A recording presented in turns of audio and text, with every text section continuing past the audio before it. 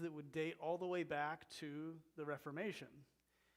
And then you have things that were built 10 years ago, and sometimes separated by a block or two. It's pretty remarkable to walk around the town.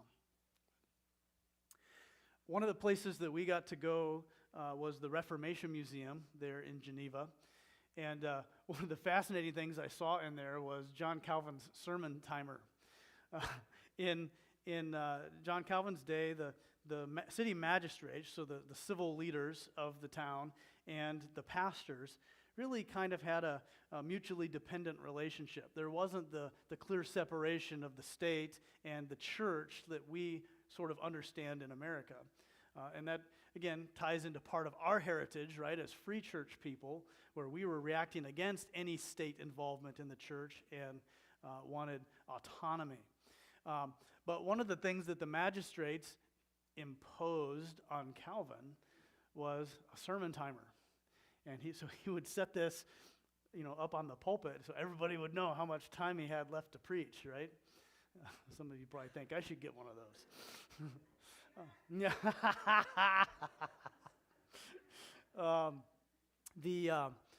The Reformation Museum was quite interesting in how it framed the Reformation, because, we think of the Reformation and we think of religious reform. We think of getting back to the Scripture and we're saved by Christ alone through faith alone. All of these things that are core even to our movement, right? The Reformation Museum, being in Geneva is a very progressive city. They don't like that dependence on Scripture. They don't like that religious conservatism. And so they have this amazing history in the Reformation, and they want to market that. But the way they position that in the Reformation Museum is toward the end, they're spinning the Reformation as throwing off tyranny, right? Throwing off oppression. And so any kind of throwing off of oppression in the world is Reformation-type reform, change. And it was very, very interesting. The last room in the museum had all of these different examples from all around the room on these different screens, talking about how we need to throw off oppression and live free. Well, that wasn't what the Reformation was about at all. It was about, let's get back to the Scripture. Very, very interesting how they framed it. This picture is our group. We're getting ready to get into our van and head to the mountains. So we'll have to go through some of these pretty quick. We started our hike. We hiked for 11 days through the Alps. We started in France in a town called Les Houches. So this is the starting gate of the Tour de Mont Blanc, which is what we did.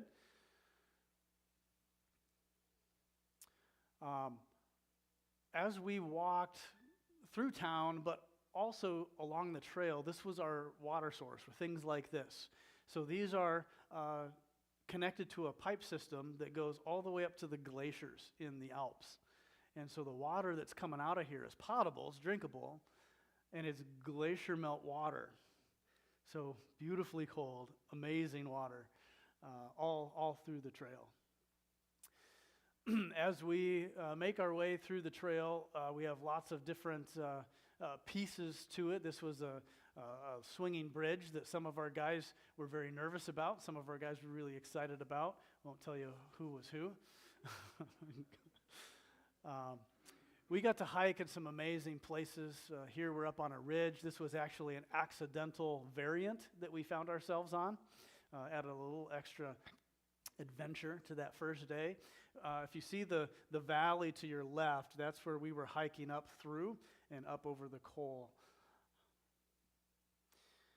This was a sunrise one of the mornings as we came out of our refuge, looking down this valley. And I don't know, you can't make it out great on this picture, but there's a really long, straight road that we hiked on.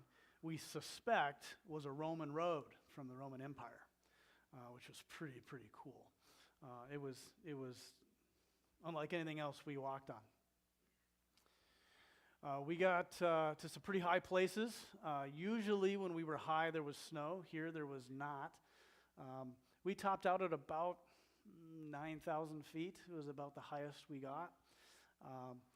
This, I don't think, is that, but it's one of those places that was a good photo op. As we cycle through these, I won't talk a lot about each of them, but just some beautiful pictures of the scenery. Every day was kind of like a postcard for us. We did have some places that the path was creative. So this is a video, give you an idea of, I think if you just hit next, it'll play for you. It'll give you an idea of some of the things that we navigated. Notice the chain on the left. That's to help you not fall off the mountain. But it really is a drop off to the side there. There wasn't a lot of places like that, but they sure got your attention when we came to them. Again, just the beauty is hard to describe, and the pictures just, of course, with the depth, don't do it justice. This was close to the place of our first refuge that we stayed in. I think that's a video as well. This kind of gives you a panorama of where we were going. You notice all the runoff. We had to cross a lot of those. We've got a video of that here later.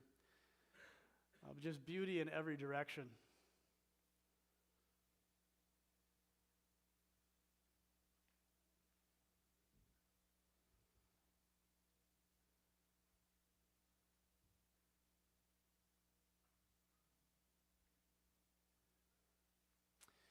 Along the trail, we would stop for lunch, and we always had a terrible view when we stopped for lunch. Most of the time, we would pick up a pack lunch, either from a grocery store that we walked through or by, or from the refuge that we stayed the night in. We could purchase a pack lunch to take with us on the trail. So often we were eating in the middle of absolutely nowhere, but absolutely beautiful. There's another lunch spot. Looking down in that valley is a town. And so what was interesting is we would hike along the ridges of the mountains. Almost always there was a town down in the valley that we could look down on. Sometimes it was a town we were in 5-6 hours before that, giving us a little sense of how far we had come. In the back of this picture, the mountain on the right, kind of in the center, that's Mount Blanc. That's the tallest mountain of Europe. That's the one that we were hiking around. And we hiked for 113 miles around that massive. And during that time, we went up almost 30,000 feet, came down almost 30,000 feet, of course, divided amongst the 11 days. But this was one of our clearest, best pictures of it, and we were maybe 4 or 5 days in. Sometimes because of the proximity of the other mountains, you can't see Mount Blanc along the way, which was kind of fun. This was an interesting, opportunistic entrepreneur here. This was, again, in the middle of nowhere, but they sold cake to all of the hikers. And so we'd been hiking for hours. We come to this place, and we all bought cake, because who doesn't like cake after you've been hiking for hours? It was quite expensive. I don't remember exactly, but somewhere in the neighborhood of 10 euro for a slice of cake. But it was, I would not pay that normally, but when in Italy, right? One of the things that we saw as we hiked is up in these little crevices of the mountains, there were glaciers, right, that were permanent. They're just so beautiful, so blue. The blue doesn't really come out here in the picture, but absolutely amazing.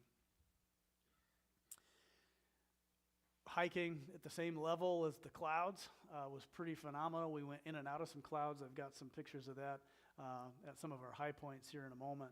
But again, you see the big city down in the valley there. This was my favorite part of the hike. This was called the ladders. As you can see on the right side there are ladders going up the mountainside.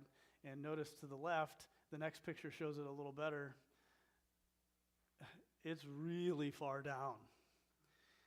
And so this was, we had a few guys in our group that were not thrilled with heights, and this was a hard spot for them. There were several sets of ladders, and sprinkled along with those ladders were some other creative ways for us to climb and make our way. Go ahead to the next one. Here's a video. So that's looking out to the mountains. And then it's going to pan down here and show you where we came from. There's part of our group making their way up. And then where we are headed. Straight up the ladder, up the side of the mountain.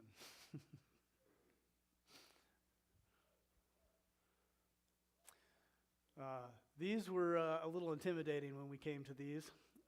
Instead of being ladders, these were just metal footholds drilled into the side of the rock. Now, thankfully, these weren't super long sections. They're shorter sections, but we did climb up those. Not all of our hiking was warm and dry. We hiked over some pretty large snow fields. They'd had some late season snow, and we did have crampons for our boots. Most of the time we used them. There was one time in particular we should have and didn't, but we all made it, so we agreed we wouldn't tell our wives, but we, I think, all did anyway. This gives you an idea of the wind and the steepness here of the snowfield. Go ahead and play the video.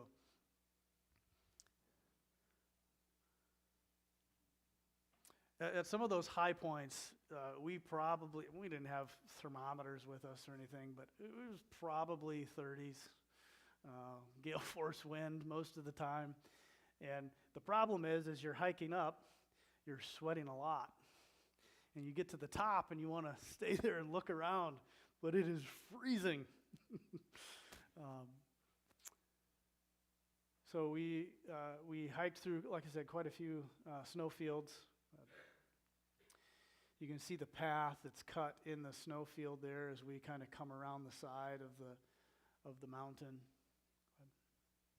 Here's a picture of the wind. This was our third morning. We woke up and you could just hear the wind howling outside. 30, 40 mile an hour. We fought it all day. All day. Ryan Peterson, one of the guys with us, is trying to fly away here.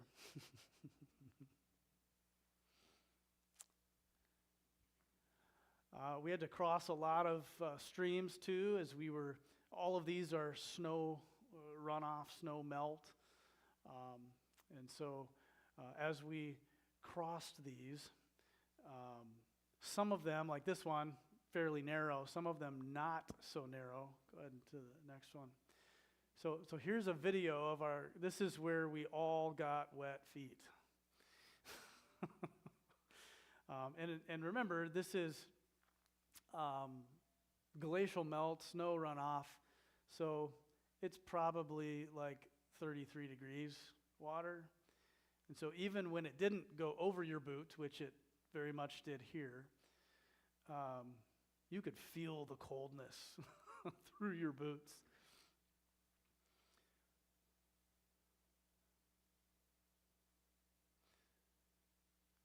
When we would get to the top of some of these mountains, it was fun. We would see crosses like this all throughout the hike. And, some of them would have significance. They would have placards or whatever. Some of them just there to remind people of the Lord, which was really, really cool. And so when we got up here, we're kind of half in, half out of a cloud, as depending on where the wind was at any given moment. But notice I'm holding my hat so I don't lose it. It's quite windy up there. Now, one of the key parts of this whole trip wasn't just to go spend time in the mountains. I love the mountains. I could have done it just for the mountains. But we, each night, would gather together as a group. And we would we'd take turns leading, and we would work through a different area of pastoral ministry and just kind of talk through it together, pick each other's brain. And so this was our first night, actually, where we first circled up. The sun is setting behind the cabin there. The next picture, I think, shows the other direction. So if we look the other direction, there's the mountains behind us. And that first night, we were talking about prayer. And we are exhausted.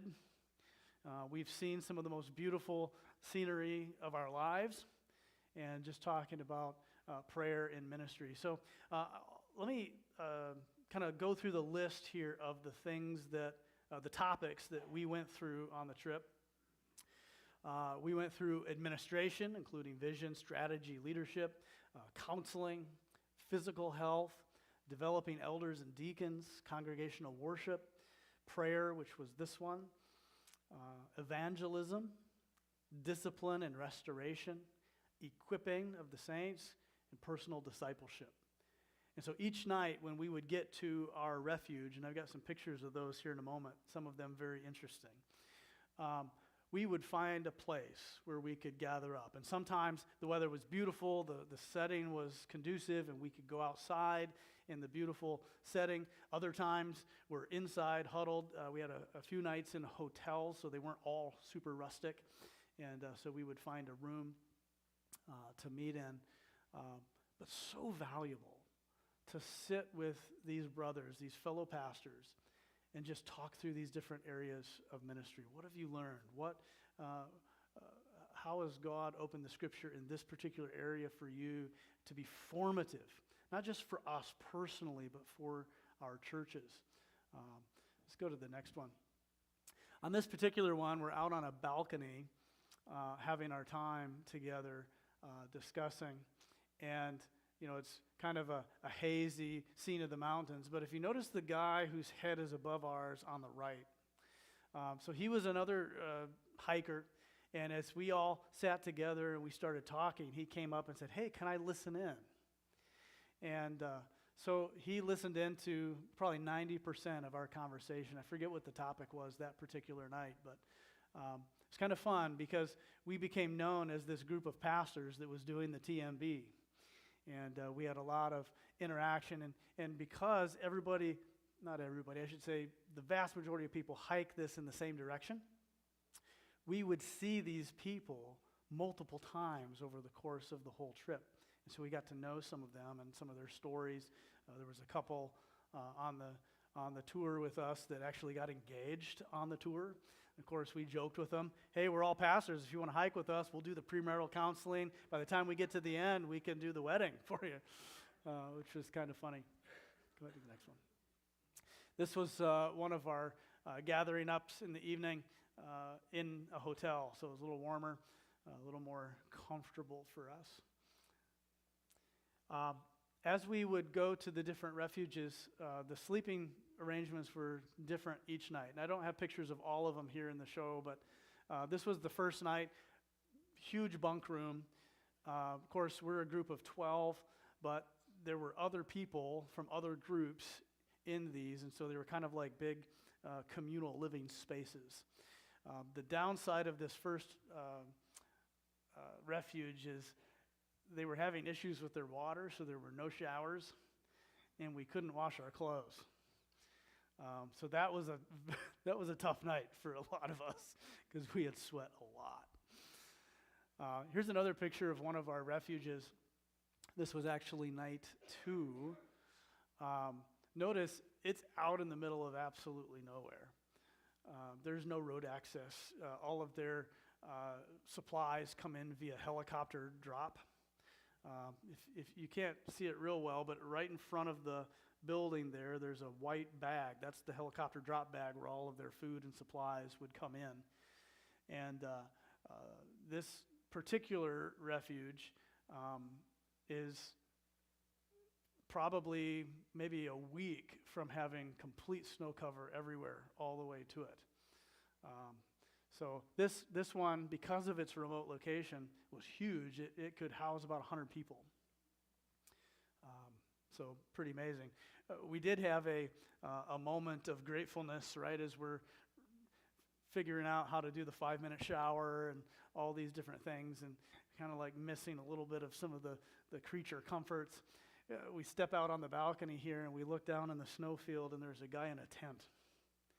We thought, oh, Lord, we're not going to whine at all. Go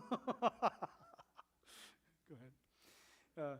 This was our sleeping quarters at that particular refuge.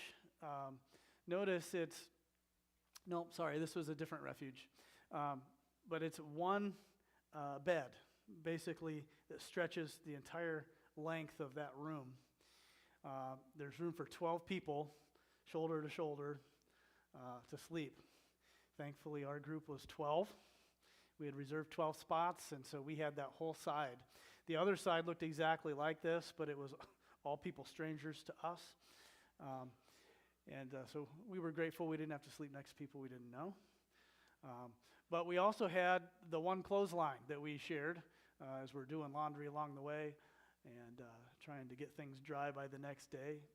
Most of the time they would dry out. There's another example of one of the rooms that we would stay in. This one, you had your own personal space, which was kind of nice. This was maybe the most unique. So there were 4 of us who had to sleep basically in an attic. So if you see the ladder there on the left side, we had to climb up that ladder. Notice the top part of that ladder has broken off. Halfway down the ladder, it was duct taped together. So we were the short straw drawers for the evening, and I had the best place up here because my feet could go straight up and down as I slept on my back because of the window well, the little skylight. The rest of the guys had to lay their feet sideways. It was very, very tight. Making memories, right?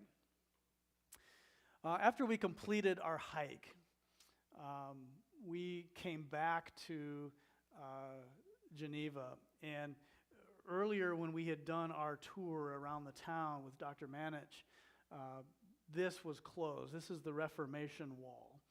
So this is a wall that is built into kind of where the old city wall of Geneva was to commemorate the Reformation. And it goes a lot farther in both directions, and there are some other pieces to commemorate the Reformation representing different people on both sides. But these 4 statues here in the middle were 3 very influential leaders. The first was, I'm going to mess up this name, Guillaume Farel. We just called him Farel in our discussion. But he was the guy who basically was the predecessor of John Calvin. He kind of started the Reformation movement in Geneva. And I think, if I remember correctly from our discussion, he was instrumental in getting John Calvin to come to Geneva and lead there. And so he's the guy on the far left. Next to him is John Calvin, of course, probably the most famous of the 4. And so he, in Geneva, he did a few different things. He, I think, led through the taking over of the basilica. He came up with the academy and taught the pastors there. He also had what he called the company of pastors. And so all of the pastors in the area, so from the rural outside of the city and in the city, and he would invest in them, hold them accountable, he would discipline them, all of those things part of this company of pastors.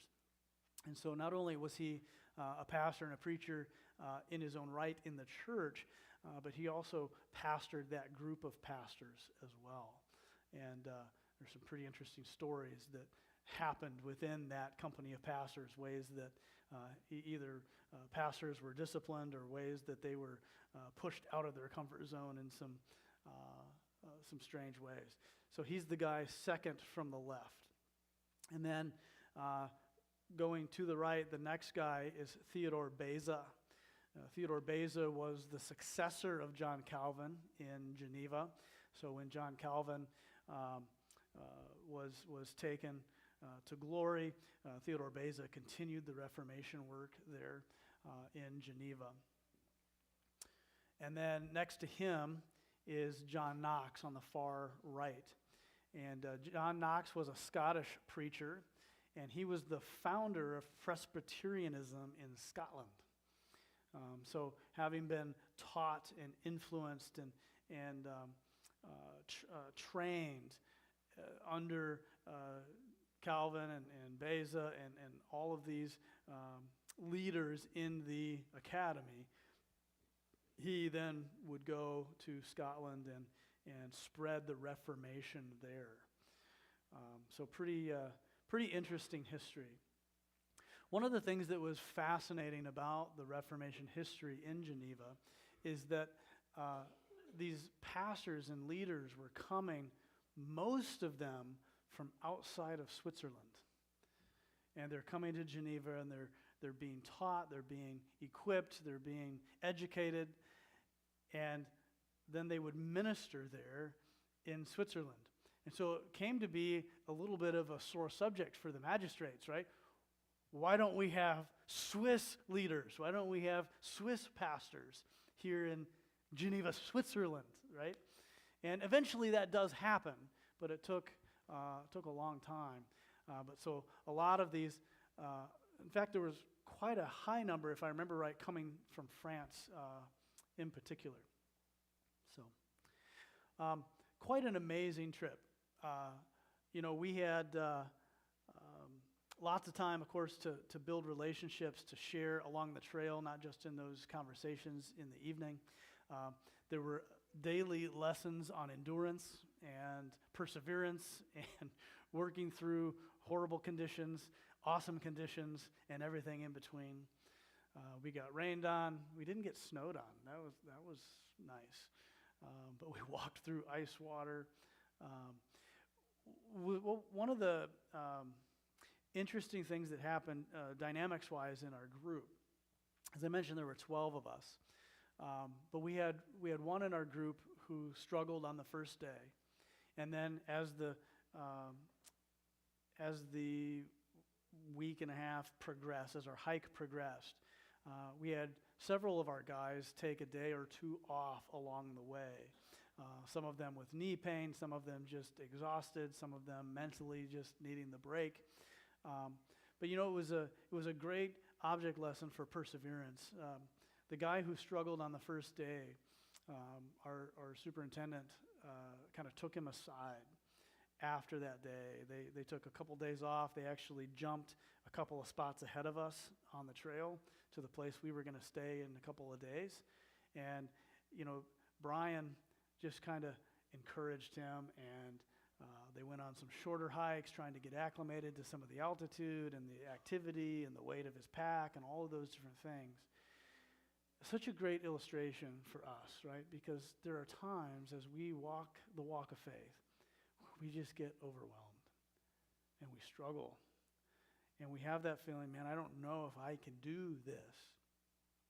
And we need that brother or sister to come alongside us and say, you can. Let me show you how. Let me do it with you.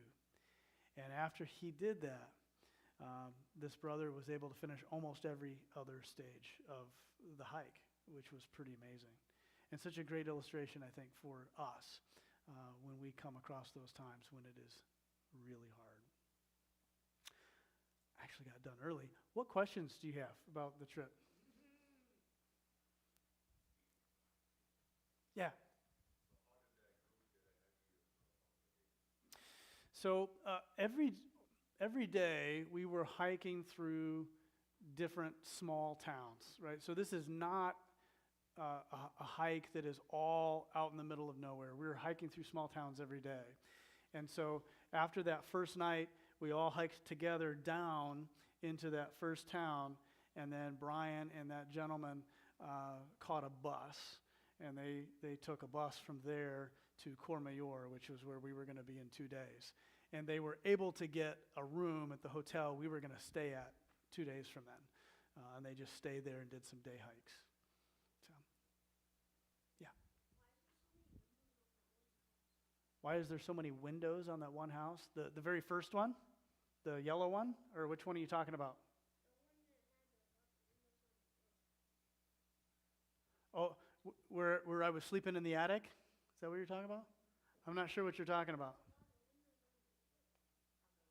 Windows on the roof. I'm not sure. Oh, that's the building style. There's a lot of buildings like that in Europe. Yeah, each of those would open into a room. Kind of like a second story that's under the roof line. Yeah. Yeah.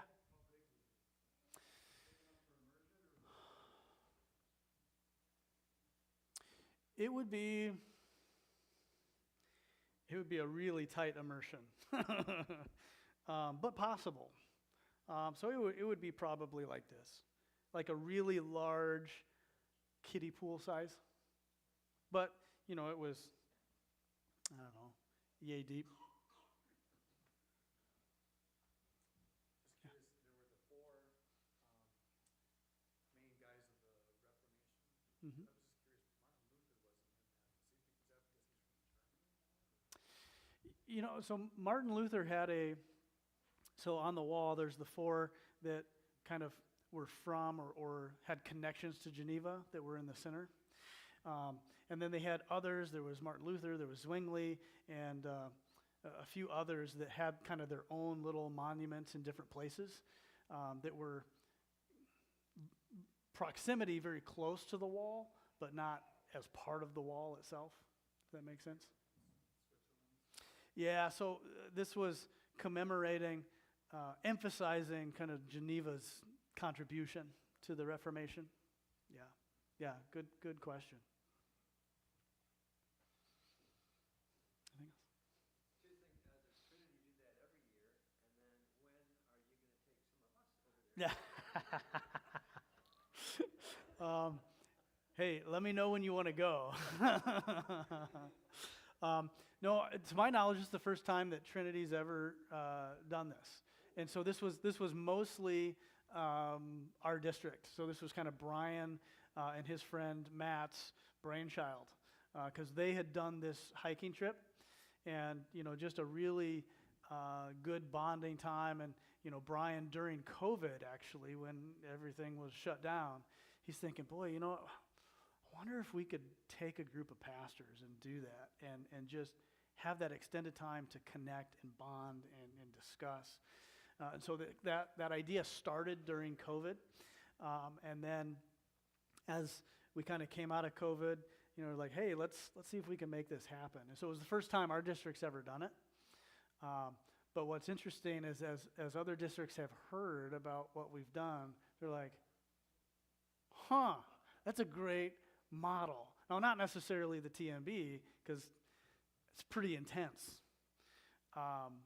But yeah, I think the model will catch on. Whether or not it'll go back here, I don't know. But if you want to go, I would love to go back.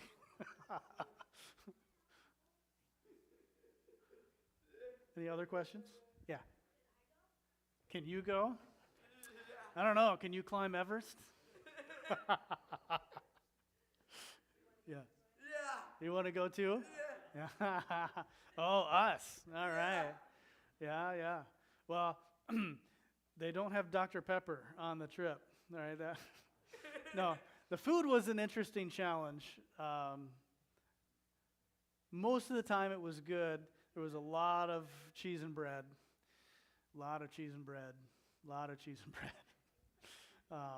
And I'll tell you one of my faux pas. Like I'm not internationally connected or cultured, maybe is the right word. So we were served cheese as a course in almost every meal that we had. So they brought out this cheese, and they said, yeah, this is cheese that we've made here. was like, cool. And it had what looked like some kind of a topping on it. And, so I'm like, oh. So I take a bite. No, that's not a flavored topping. That's mold. That's what that is. And so the rest of the trip, cut that off and then eat it. So luckily, no mold allergies.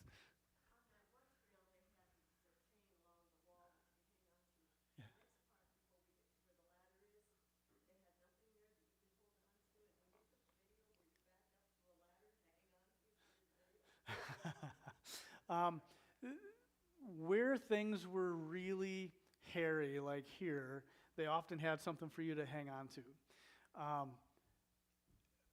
We probably didn't hang on to it as much as you think we would. And part of that is because we had trekking poles. And so it was easier and felt more secure to have that extra anchor point as we're walking than to be holding two poles in one hand and grabbing that as we were walking. There was not a lot of that. I would say the vast majority of that type of hike was toward the end of the hike, in the last, 2-3 days. But yeah, where I was taking the video, there was nothing to hold on to there unless you wanted to grab the ladder, which was already in use. Yeah. We logged 113 miles. The length of the TMB varies depending on what variant you take. Our second to last day, we took the bad weather option. We had great weather, but we took the bad weather option because we had several guys in our group that were struggling with their knees. And so by taking the lower route, we cut out some of the elevation, which was a way to kind of keep those guys with us. We also had the opportunity at several different points to take a gondola. Like if you were gassed, you could take a gondola down or you could take a gondola up. I think we only had one or two guys do that. Yeah, one or two. And then our whole group had to take a gondola at one point because there was a section of the trail that was still deemed too dangerous to pass because of the snow. And so we took a gondola to the top and then finished our way. So cut out about 1,000 feet of elevation with that, which was kind of interesting because that whole thing went through a cloud. We couldn't see anything, and then boom, there's the mountaintop. It was kind of fun. Yeah.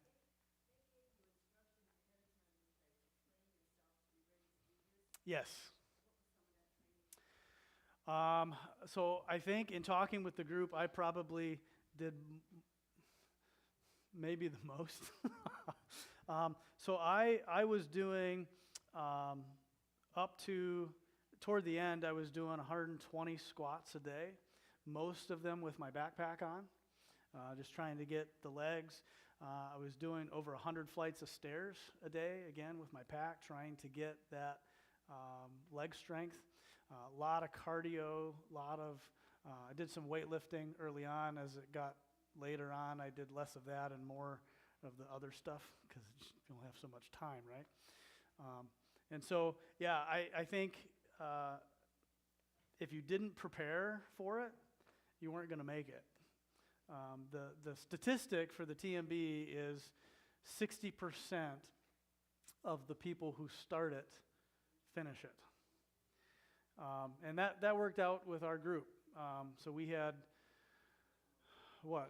7 of our 12 finished. Or did every stage.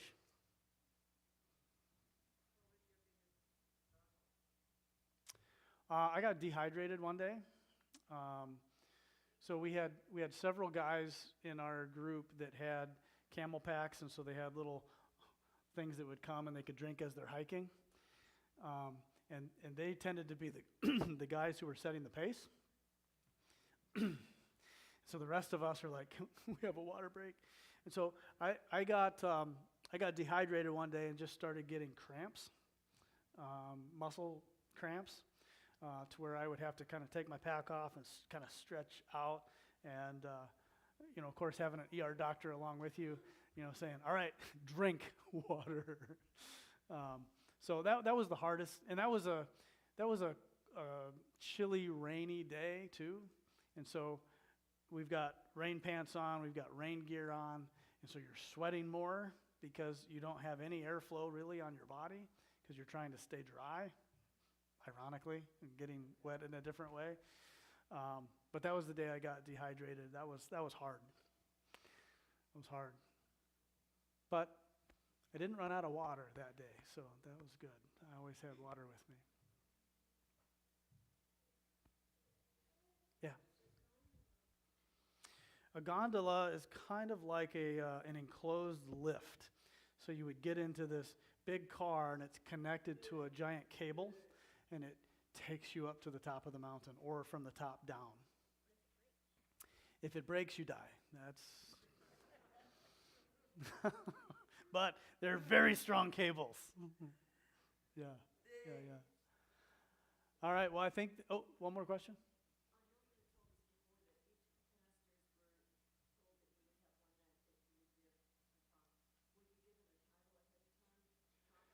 Yes, yeah, we were assigned ahead of time. We were tasked with kind of researching that on our own, both in the scripture and maybe church history, and then to submit to the group some discussion questions before we left. And so that discussion had been primed before we even left on the trip. So that was, which led to more thoughtful discussions versus having to kind of think about it on the fly. Equipping the saints. Yeah, Ephesians 4. Might be why we're in Ephesians. One of the reasons. Yeah. Well, thank you guys for sharing in this with me. Thank you for making it possible.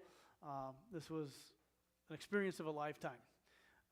And the relationships built with these guys that we went with, forged through the struggles on the trail and the conversations, will be friendships that I have for a lifetime. And so, such an amazing trip. Thank you so much. Yeah.